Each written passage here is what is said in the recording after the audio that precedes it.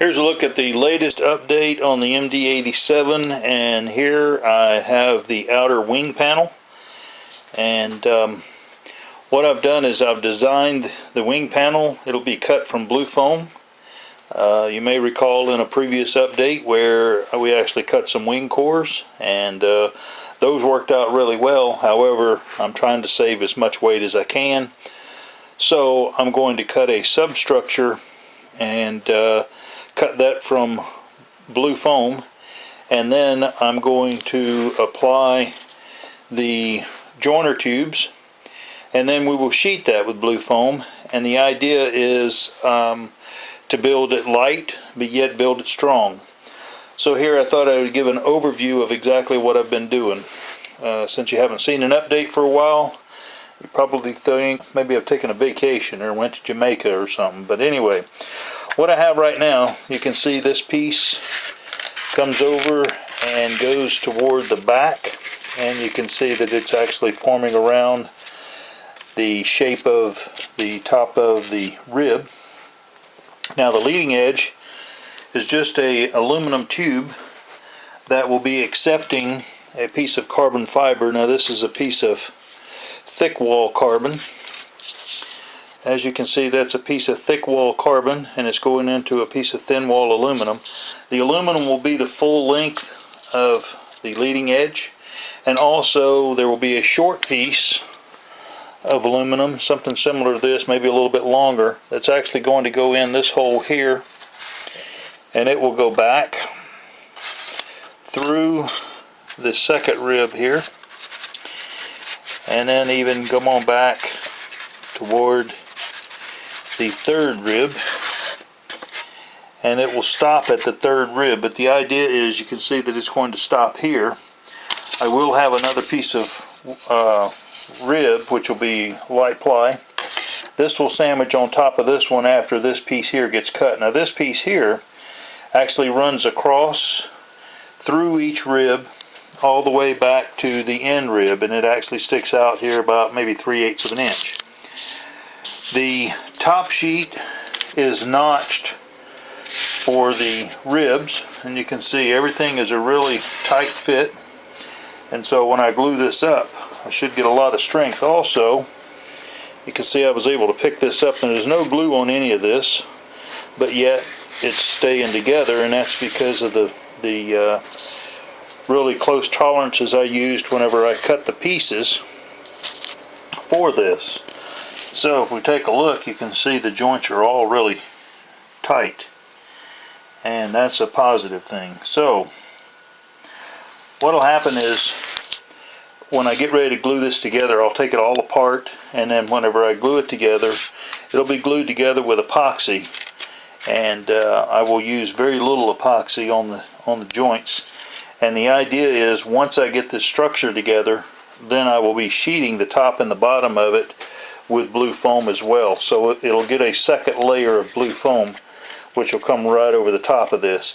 Now what I have up here, you can see these are actually the shear webbing, and if I turn this back around and we take a look at it, you can see if I move the aluminum tube, and like I said, nothing's really glued in place, you can see that this shear webbing goes from rib to rib, and it is a tight fit from rib to rib. So if I push this down, you can see that that fit, and this actually needs to come this way a little bit, but at any rate, that is the way that would be. And the whole idea behind this design is, if all this is put in properly and glued up, then we shouldn't have much of a gap anywhere, and so therefore we're going to get some strength. We're going to gain a lot of strength from that, and that's going to be where the normal spar might be. Now also I have a phenolic tube, which won't be here probably till Tuesday now, since it's not going to be here tomorrow, being tomorrow's a holiday. I have this tube that's going to go in, and I'm just going to slide this piece of cardboard in so that you can see where this is actually going to wind up going. And if I slide this in here, this will slide all the way back past that rib and go all the way to the 4th rib. The trailing edge surface here will be a combination of balsa wood and 1 strip of 1/8 inch light plywood, and the trailing edge is going to wind up with about a 1/2 inch of washout. Now you might be thinking, well, that's an awful lot of washout at a 1/2 inch. However, this wing is going to wind up with about a 3 degrees of positive incidence whenever it mounts to the fuselage. So if we take our washout minus the positive angle of attack on the wing, then our washout's only going to be about 2 to 3 degrees of washout.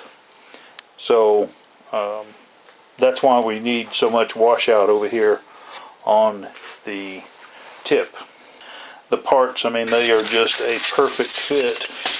I've worked really hard to get all of these parts together, get them to fit properly, get the notches in the right place, and the results are seen here, and I think it's quite clear that it's going to work out wonderfully. Also, you can see that piece of carbon on the bottom, which is going to assist in keeping the top really rigid. And here you can see the parts are starting to fall out of it. Like I say, nothing is glued in place. Everything is just a friction fit. But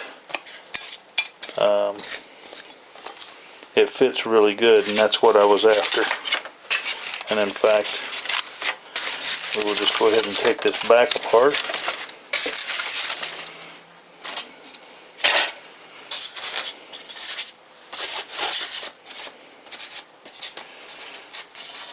You can see here my tube at the back here. The mock-up tube is not, actually it's not long enough, but that's why it's just a mock-up tube. And here we'll pull this out of here. And now we'll just pull the ribs out. So like I say, nothing was glued together. Everything was just a friction fit. And that makes up the wing structure, the latest design on the MD-87 project.